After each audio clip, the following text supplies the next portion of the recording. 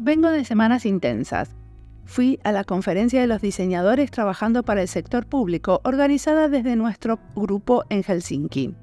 Vinieron muchas visitas, fui anfitriona de un panel de sostenibilidad que ya publicaré como podcast. Fue una conferencia de pares, de buena calidad, hecha con arte y sudor. Hicimos 2 presentaciones del libro de salud con 2 paneles, uno en Madrid, en vivo, en la nave nodriza, y otro online como parte de las jornadas de informática en salud del Hospital Italiano. Aparte de eso, participé con una charla en una conferencia de la Universidad del Noroeste de la provincia de Buenos Aires. Y a veces me pregunto para qué hago tantas cosas y a veces de tanto charlar de diseño le encuentro el sentido a esta práctica como comunicadora de diseño o como anfitriona de paneles, libros, podcasts y nuevos espacios de encuentro. Vamos ahora al episodio de hoy. Samantha Colli Zulú es una diseñadora y defensora de la tierra mexicana, viviendo en Francia. En esta entrevista hablamos de justicia climática, derechos de los cenotes, saberes indígenas y cosmovisiones mayas. Mi nombre es Mariana Salgado, esto es Diseño y Diáspora.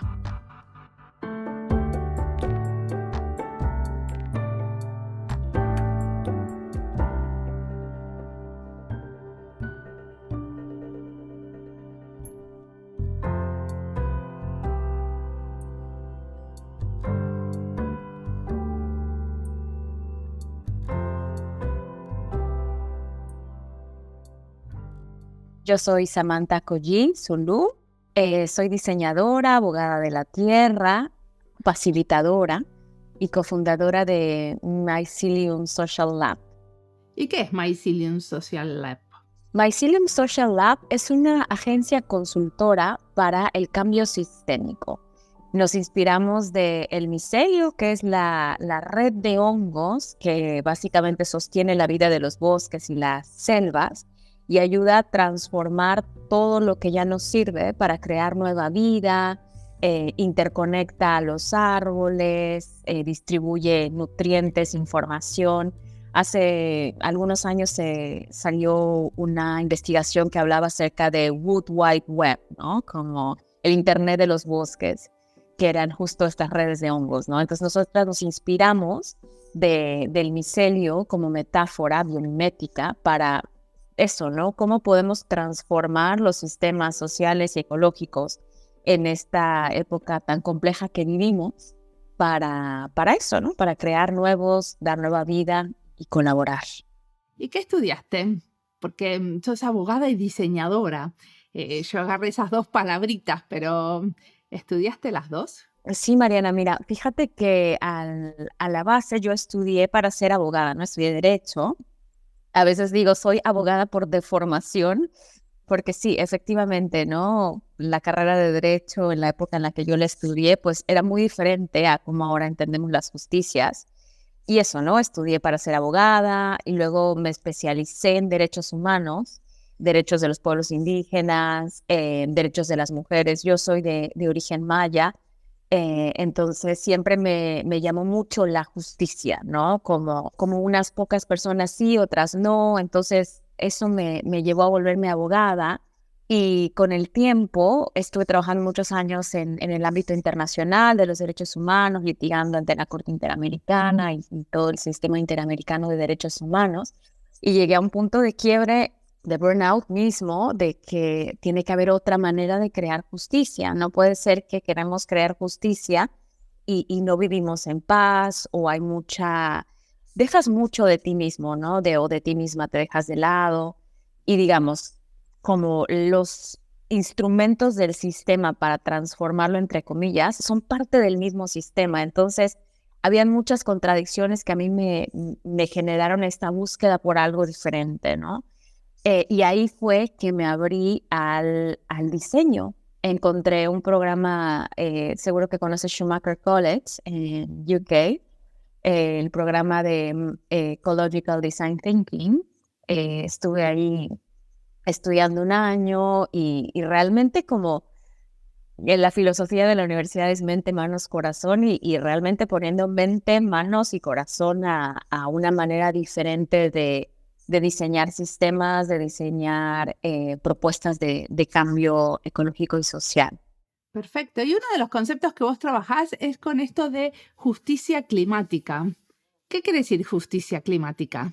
Bueno, mira, quiere decir muchas cosas, muchísimas cosas, pero a la base es el reconocimiento de que todas las crisis climáticas, sí, el cambio climático que se está viviendo, se vive de manera desigual. Se vive de manera desigual en distintas partes del mundo, en distintos estratos de la sociedad, y el enfoque que yo trabajo es, digamos, a veces digo las injusticias climáticas, porque el impacto diferenciado que tiene, por ejemplo, en comunidades y en pueblos indígenas, ¿verdad? Que son quienes no solamente preservan y conservan los lugares más ricos en biodiversidad del mundo, sino que quienes tienen la sabiduría para hacerlo y quienes además reciben los impactos mayores de todo este desarreglo climático que estamos viviendo. ¿Y me contás un proyecto que trabajaste con este tema? Claro, mira, recientemente trabajamos, es un proyecto que todavía está en desarrollo, en conjunto con organizaciones, ¿verdad? Con una organización global que se llama Women's Link Worldwide y con dos organizaciones de base en Honduras, el COPIN y el Movimiento Amplio.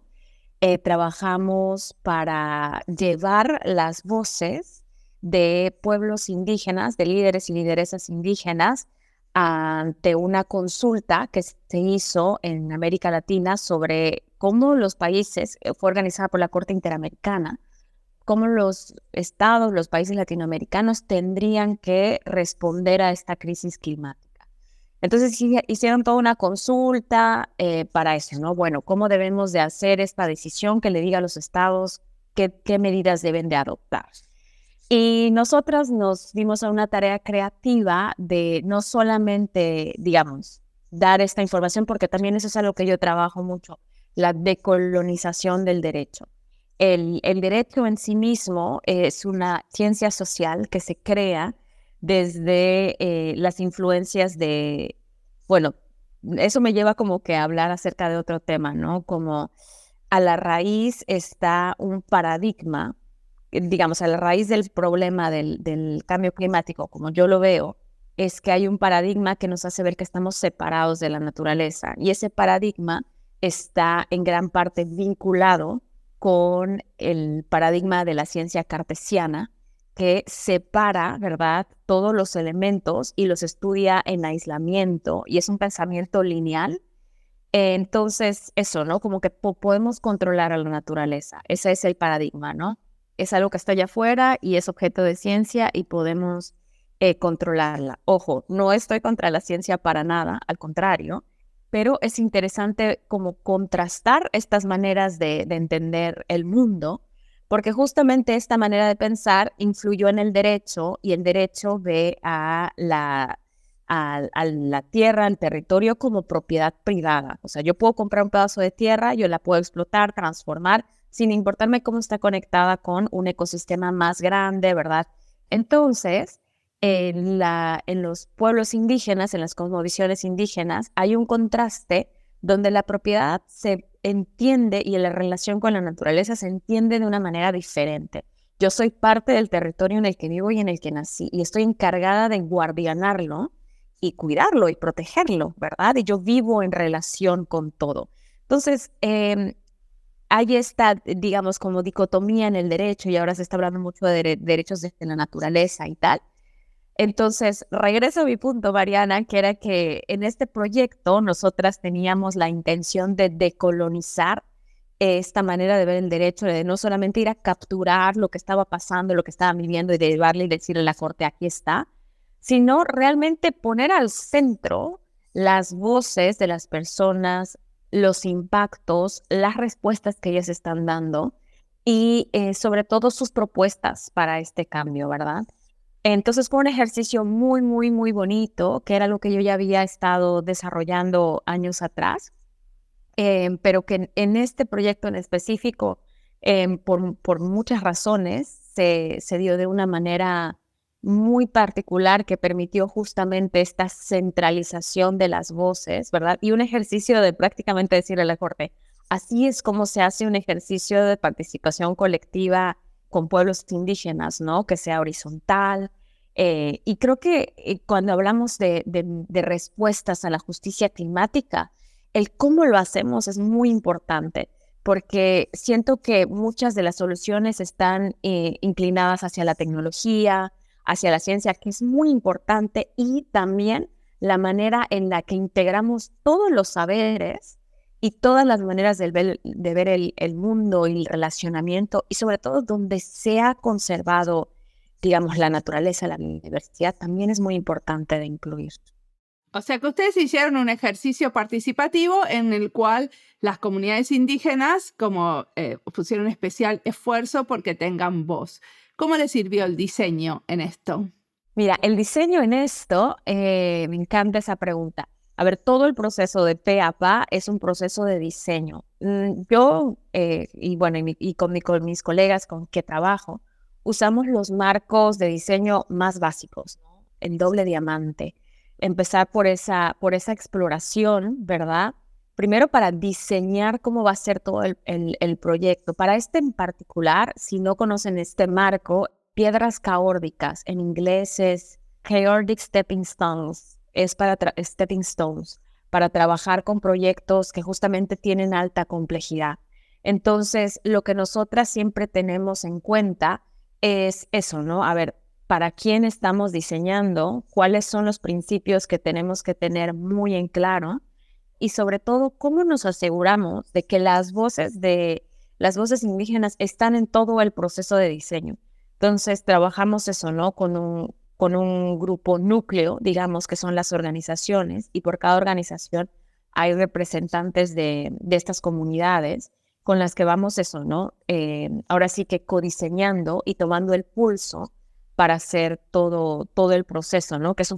Porque son proyectos participativos que los encuentros principales son, digamos, entre comillas, talleres en los que la gente llega, participa, y nosotras documentamos y recopilamos todo lo que ellas llegan a decir.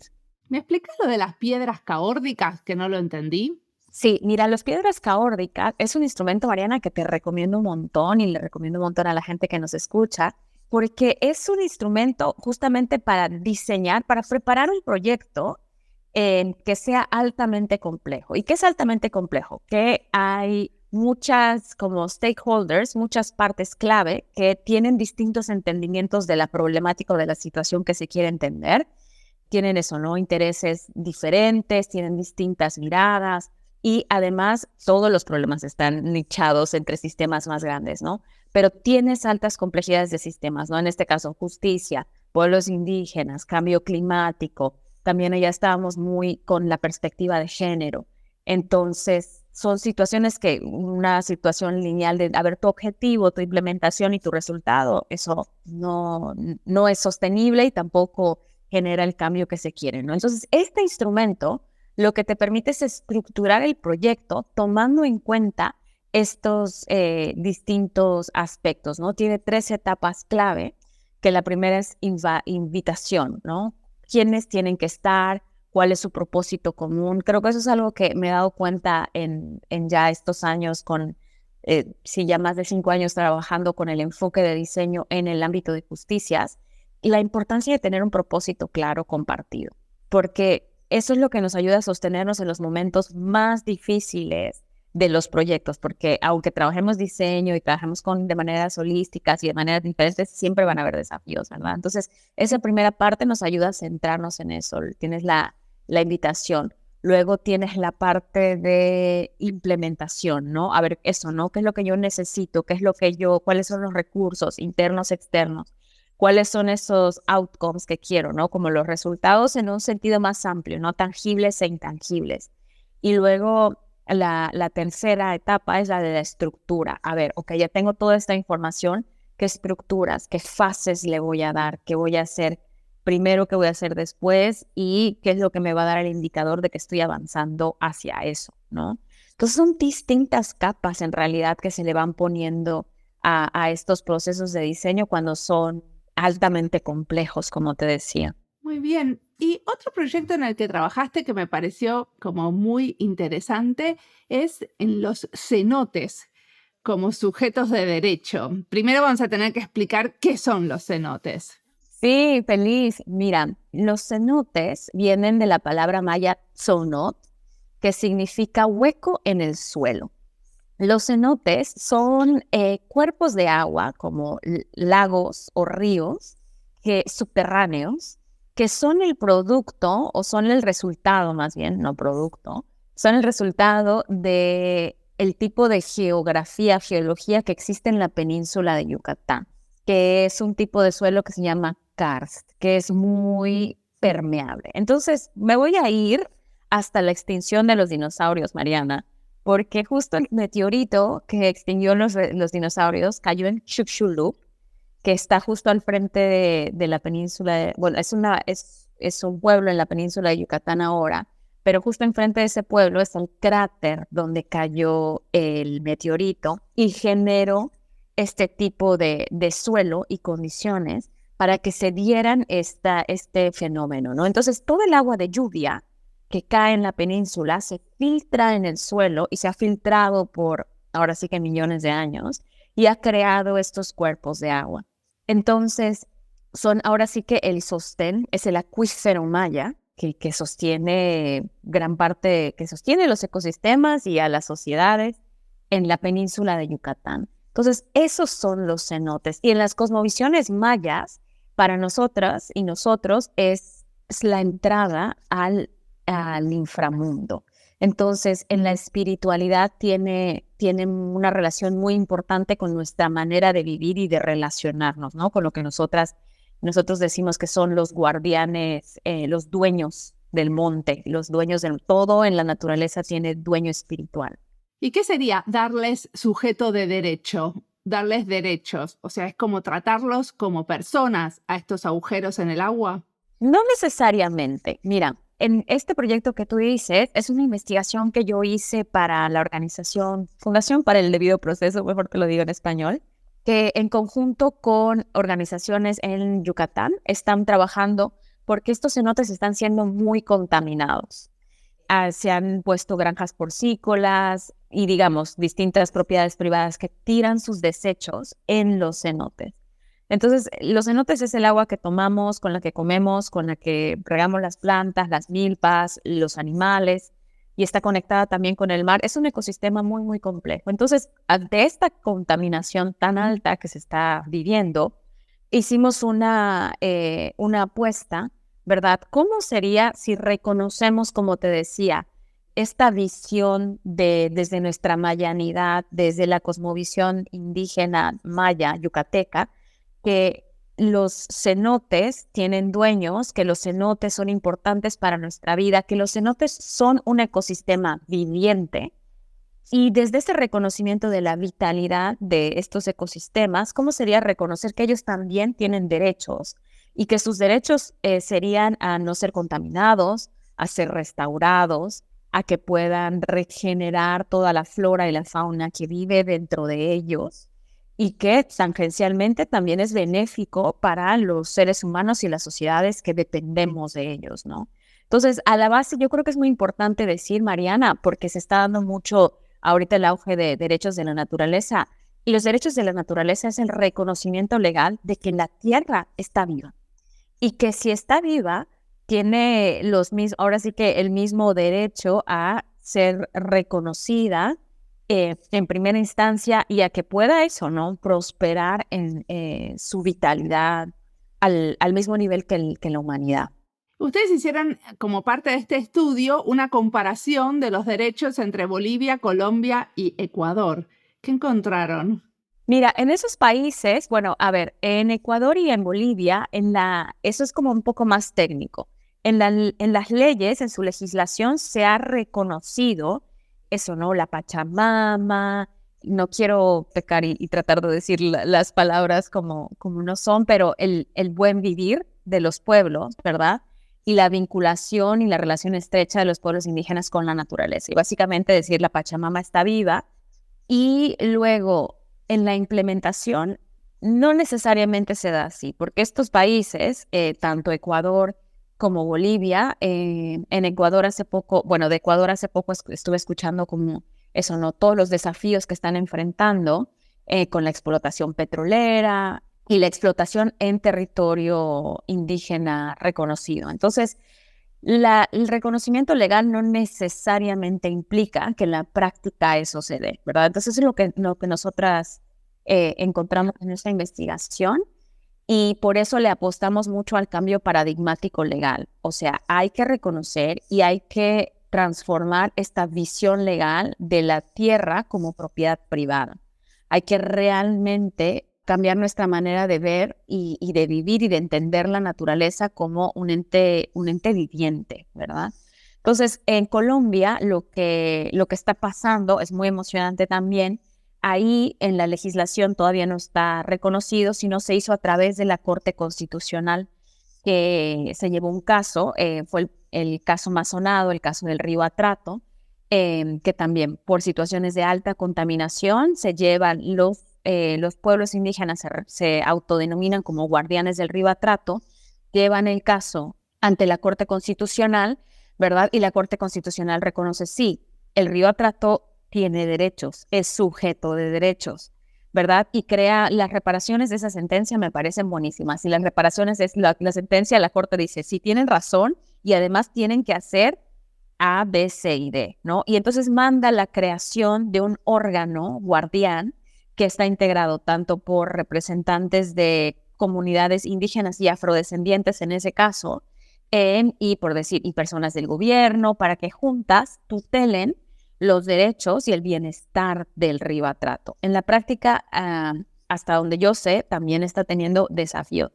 Porque un tema también, Mariana, que me parece importante en esta intersección que estamos compartiendo es, estamos hablando mucho acerca de la transformación de los sistemas, ¿no? En el diseño como una disciplina para transformar de maneras más integrales. Y yo creo que también es necesario hablar de la transformación interna que cada persona tiene que hacer para poder atravesar la complejidad de estos procesos, ¿verdad? Porque necesitamos mucho desarrollar nuestra capacidad de diálogo, nuestra capacidad de sostener la incomodidad de no saber, de no conocer, porque estamos construyendo cosas que no existen, que ya sabemos que lo que estaba antes no funciona, nos ha traído a estos puntos de quiebre. Y entonces realmente necesitamos, y por eso ahí hago hincapié nuevamente en la metáfora del micelio, cómo generamos redes y contenedores que son lo suficientemente diseñados y preparados, tomando en cuenta la integralidad de las personas y los desafíos y la incomodidad interna, emocional, mental, física, que representa trabajar con estos temas, ¿verdad? Porque creo que son situaciones que nos enfrentan a lo desconocido, al no saber, a la complejidad y no estamos preparados lo suficiente para eso.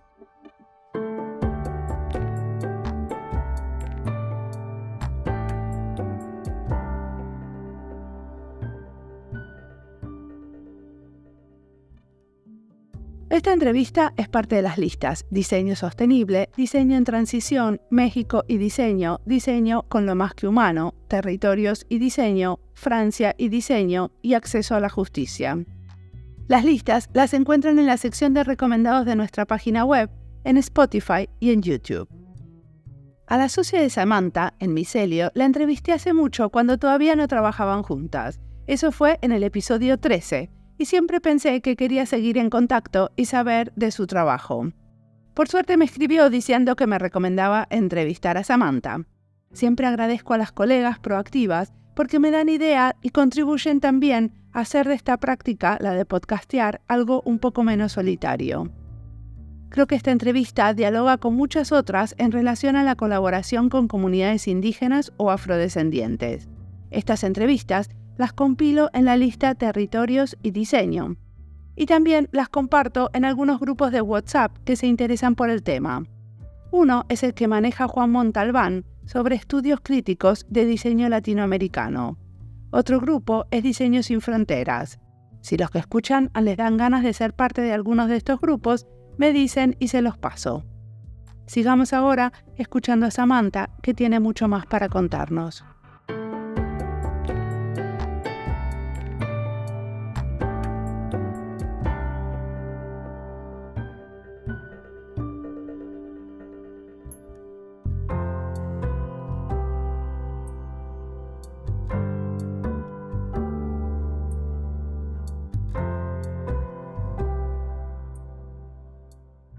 Cuando hablas de la integridad de las personas, ¿te referís también a la dimensión religiosa o espiritual? Está incluida la dimensión espiritual y allá me gustaría hacer un énfasis, no todo lo espiritual es religioso. Aquí en Francia tengo el honor de trabajar con una mujer que admiro mucho, que es una guía espiritual que se está dedicando a reconectar con la espiritualidad tradicional céltica en Francia, ¿no? De ella dice, no vamos a ir a apropiarnos culturalmente de otras tradiciones espirituales o indígenas, vamos a rescatar la nuestra, ¿no? Ella hace esta metáfora muy bonita de la religión y la espiritualidad. Dice, la espiritualidad es como el agua, eso, ¿no? El agua puede tomar distintas formas. Y la religión es como un saquito de té. Dependiendo de los principios, de los valores que tú tengas, las metes al agua y toma ese sabor, esa forma, ¿no? Entonces, la espiritualidad, yo creo que todos los seres, los seres humanos, tenemos un alma, algo que nos anima, que nos da vida, y esa alma tiene estas necesidades y está conectada con nuestra intuición, ¿verdad? A veces nos pasa como que, ay, no lo sé con mi cabeza, pero algo dentro de mí me dice que esto es así. O nos pasa cuando estamos en la naturaleza, Mariana. Yo no sé si a ti te ha pasado o a otras personas que nos están escuchando, de estar caminando en la naturaleza y sentir este asombro de decir, pero ¿cómo todo esto puede ser tan hermoso, tan mágico y tan perfecto? ¿Quién hizo esto? Bueno, yo voy a nadar todos los días a la mañana al mar Báltico. Para mí es mi momento de empezar la mañana y admirar la naturaleza también. ¡Qué hermoso! Y eso puede ser una profunda condición espiritual también, ¿no? Y yo creo que eso para mí es importante porque nos recuerda que no somos seres aislados, desconectados de todo. Nos recuerda que somos seres espirituales, que somos seres, yo digo también, mágicos, vivos. Y estamos conectados con una gran trama de vida. Estamos conectadas con el todo, ¿verdad? Ahora sí que con el universo, el cosmos y con la tierra, ¿verdad? Entonces, esa sensación de pertenecer a algo más grande nos da la fortaleza que necesitamos cuando nos sentimos perdidos o cuando sentimos que todo depende de nosotros. O sea, como humanidad decimos como que hay que salvar a la tierra. Y no, la tierra no necesita salvación.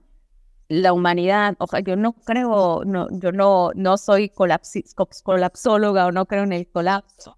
No sé, el tiempo lo dirá. Yo tengo mucha esperanza y mucha fe en la humanidad, la verdad. Decime una cosa, ¿qué estás haciendo en Francia? ¿Por qué te mudaste a Francia? Ay, Mariana, me mudé a Francia por amor. Ah, ok. Pero estás trabajando también, supongo. No, yo trabajo más para América Latina. Entonces, yo trabajo desde aquí para América Latina. ¿Y de dónde sos? Que no te pregunté. Sos, bueno, de la comunidad maya, pero ¿se te puede preguntar el país también? Claro, soy mexicana y soy de Yucatán, de Mérida, Yucatán.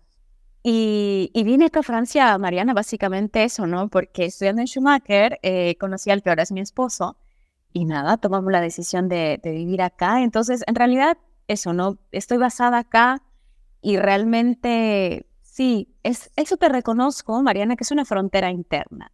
No sé si, bueno, tú ya llevas muchos años viviendo en Finlandia y no sé cuál será tu historia, pero para mí, como yo no vine aquí por trabajo, entonces, y siempre mi pasión y mi devoción ha sido por América Latina. Entonces, para mí era como seguir haciendo eso. Y mi frontera interna ahora es como, ¿cómo puedo también servir u ofrecer lo que yo hago en este territorio, ¿no? Entonces, estoy en eso todavía. ¿Hace cuánto te mudaste? Me mudé bueno, ha sido también un proceso de idas y venidas porque me mudé en principio en septiembre de 2019. Luego regresé a México, luego regresé y nos agarró la pandemia, entonces... Bueno, sí. Más o menos. Exacto, ha sido como, es raro decir eso, pero y ya llevo varios años viviendo acá y sigo trabajando para América Latina. Perfecto. Otro de los trabajos que hiciste que es muy interesante es este trabajo de acceso a la justicia de los pueblos indígenas en Costa Rica. Hasta ahora hablamos de un trabajo en Honduras, uno de los cenotes en México y ahora nos trasladamos a Costa Rica. ¿Qué hicieron en ese proyecto? Gracias, Mariana, porque siento que estoy como que revisitando estos distintos proyectos del corazón. Mira, en Costa Rica estuvimos trabajando con la Oficina del Alto Comisionado de las Naciones Unidas y el Poder Judicial de Costa Rica, haciendo un diagnóstico sobre cómo estaba el acceso a la justicia de los pueblos indígenas, ¿no?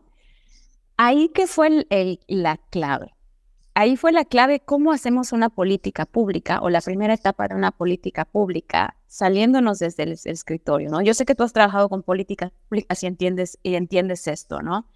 En América Latina, y tú lo sabes muy bien también, Mariana, hay como esta tendencia a eso, ¿no? De, bueno, vamos a hacer una política pública, la hacemos desde nuestra oficina, las personas que están encargadas, no vamos y no le preguntamos a las personas, y luego es como que, ay, bueno, la política pública no está funcionando, no está generando los cambios. Quiero agregar que en otros países del mundo también es así, ¿eh? Hay esa tendencia en Finlandia también. Buenísimo, es una tendencia, es un patrón global. Hay que transformarlo, gente. Entonces allá la apuesta fue, vamos a los territorios a escuchar a las personas y que ellas nos digan cómo lo están viviendo. ¿Qué necesitan? ¿Cuáles son sus prioridades en materia de justicia para que la política pueda realmente responder a eso, ¿no? Entonces eso fue radical, eso fue una cuestión, eso, ¿no? Como innovadorcísima. Y la verdad es que hubo mucha apertura por parte de la persona que estaba liderando los proyectos, principalmente desde el Poder Judicial, ¿no? Decir como queremos genuinamente escuchar a los pueblos indígenas y ver cómo esta política puede ser útil. O sea, que hagan una política pública que realmente sirva el objetivo para el que se está creando, ¿no? Entonces, eso generó la apertura para que desde de la Oficina del Alto pudiéramos generar un proceso que haga eso, ¿no? Entonces, también allá fue interesante el proceso de diseño porque allá teníamos como stakeholders a los 11 territorios indígenas con los que trabajamos, que eran de distintos pueblos, porque cada pueblo tiene un idioma, una cosmovisión, un territorio, ¿verdad? Una cultura. Y a la par de eso, al Poder Judicial, que eso, no hay personas comprometidas con esas transformaciones internas y no son todas las personas, no es toda la institución. Entonces hay que tomar en cuenta también todo eso. Y allá lo que hicimos fue diseñar cómo sería este proceso de diagnóstico en el que vamos a los territorios. Ya estuvimos visitando los territorios y organizando estos encuentros en los que llegaban representantes de distintos, porque en cada pueblo indígena hay eso, ¿no? Que los grupos de mujeres, que los grupos, eso, ¿no? De las personas que trabajan la tierra, que de los grupos, que los defensores de la tierra. O sea, hay subgrupos dentro de cada comunidad, hay los consejos de ancianos, etcétera. Entonces, convocamos a las distintas representaciones para que hiciéramos este ejercicio que fue muy rico y muy bonito de escucha profunda, de eso, ¿no? De usar lo que nosotros en el largo del derecho decimos los estándares de derechos humanos, que son como las leyes internacionales de cómo se debería de llevar a cabo el acceso a la justicia para pueblos indígenas, y de sentarnos y de decir, o sea, esto es lo que dice las Naciones Unidas, esto es lo que nos pasa en la realidad, que hay una brecha enorme, ¿no? Entonces, luego después de eso, hacer un proceso, y fue todo, la verdad ahora lo veo en retrospectiva y fue muy épico porque también eso, ¿no? En el equipo de trabajo habían personas indígenas de distintas comunidades y fue un intercambio tan rico, Mariana, tan rico. Y a mí es algo que me apasiona mucho trabajar con otras hermanas y hermanos indígenas del mundo. Y al final tener este prediagnóstico, digamos, e irlo a devolver a las comunidades, porque las comunidades muchas veces nos dicen, a ver, ustedes vienen y luego no regresan. ¿Qué pasa con la información que les damos? O sea, la importancia de devolver. Entonces, hicimos una devolución preciosa. Fueron magistrados y magistradas de la Suprema Corte de Justicia de Costa Rica y los propios magistrados y magistradas nos decían, o sea, la importancia de venir a escucharles y de ver cómo es su contexto, porque los jueces y las jueces deciden desde sus oficinas en las capitales de los países o de las ciudades y sin tener un acercamiento a la realidad. Entonces, luego eso dio pie a que algunas decisiones judiciales se transformaran. Entonces, tuvo efectos que no eran los principales, pero que beneficiaron positivamente. Siguen habiendo desafíos, por supuesto, pero ese primer ejercicio me parece que fue clave en ese sentido.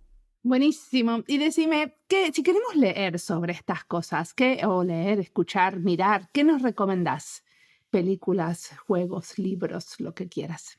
A ver, mira, libros. Ahorita justo estoy terminando de leer este libro de Tyson Yunkaporta que se llama Escrito en la arena, cómo el pensamiento indígena puede salvar el mundo. Él habla acerca de cómo el pensamiento indígena es un pensamiento sistémico y es una manera como muy interesante de ver las crisis actuales que estamos viendo desde una lente de pensamiento. Entonces recomiendo mucho ese, recomiendo mucho también el de diseños para los pluriversos, ¿verdad? Que yo creo que has entrevistado... sí, a Arturo Escobar. Exacto, has entrevistado a Arturo Escobar. Entonces ese libro a mí me encanta mucho también. Y decime, para el futuro, ¿qué te imaginas que va a estar haciendo Mycelium? ¿Hacia dónde se enfocarían? Mycelium Lab va a seguir diseñando mundos donde caben muchos mundos. Eso es lo que yo nos deseo en realidad.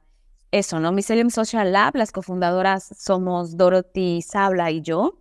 Dorothy tiene esta pasión y sabiduría y conocimiento de las pedagogías alternativas. Entonces, esta unión de nosotras nos ayuda justo a generar espacios para gestar proyectos y diseñar transformaciones sistémicas que permiten esta diversidad de voces. Entonces, creo que nosotros vamos a seguir caminando hacia ahí para estos tiempos que estamos atravesando.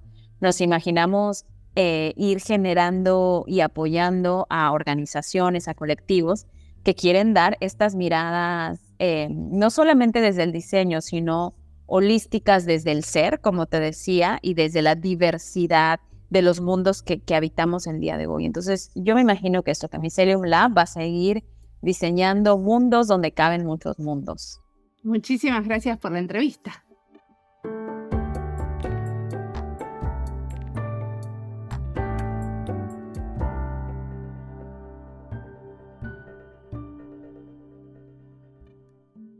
Samantha nos dice que los derechos de la naturaleza son el reconocimiento legal que la Tierra está viva, y si está viva, puede prosperar.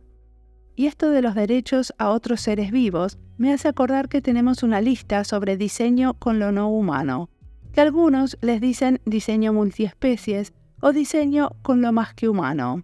Ahí van a ver algunos episodios que tratan sobre los derechos también, como el episodio donde hablé con Mauricio Corbalán, que nos cuenta sobre el derecho de una orangután, Sandra, que vivía en el zoológico de Buenos Aires. Eso fue en el episodio 3 de este podcast, hace ya 6 años. En este podcast tenemos episodios de diseñadores que incluyen en el proceso de diseño al fuego, al agua, un río, a los murciélagos, a los pumas, los chimpancés, corales, hojas de árboles y seguro me olvido a otros seres vivientes de esta lista.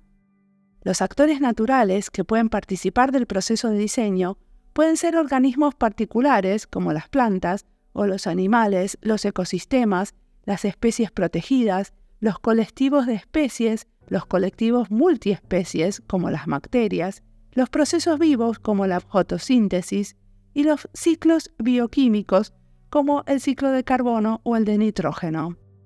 En la conferencia de los diseñadores trabajando para el gobierno, justamente escuché una charla muy buena de Emilia Baselova que hacía esta clasificación. Y después contaba cómo en los procesos de diseño había diferentes estrategias para incorporar a estos actores naturales. Desde juego de roles, mapas socioecológicos, producciones audiovisuales, exhibiciones, hasta videojuegos. Y cierro con una idea que nos deja Samantha. Queremos tener esta mirada holística, incluir a la naturaleza y sus seres vivientes en nuestro diseño, porque nos conecta con la trama de la vida. Como siempre, la música del podcast es de Antonio Zimmerman. El diseño de sonido es de Julián Pereira. Este podcast está publicado con licencia creativa común con atribuciones. Esto fue Diseño y Diáspora. Pueden seguirnos en nuestras redes sociales en YouTube, Instagram y ex Twitter, o visitar nuestra página web diseñoydiaspora.org. No olviden recomendarnos. Nos escuchamos en la próxima.